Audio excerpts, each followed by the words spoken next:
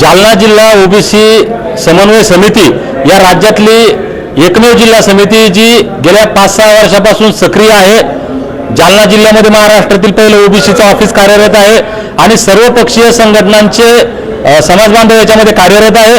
काल या समितीच्या झालेल्या बैठकीमध्ये सर्वानुमते निर्णय झाला की जालना लोकसभा ओबीसी समूह लढणार आणि या ओबीसीचा उमेदवार दीपक बोराडे अधिकृत असेल हे काल बैठकीमध्ये ठरलं आणि ही उमेदवारी जाहीर करण्यासाठी ही पत्रकार परिषद होती। रावसाहेबांनी दावा केलेला आहे की 5 लाखापेक्षा जास्त मतांनी निवडून येईल, माणसं बदलले, सगळे बदलले 5 वर्षात, काय सांगणार? कसं आहे, आता ते मागच्या टर्मला ज्या ग्राफ त्यांचा होता, आता त्यांना स्वप्न पाहायला हरकत नाही, पण ते त्यांचं स्वप्नच राहील। यावेळेस ते स्वप्न तुटणार।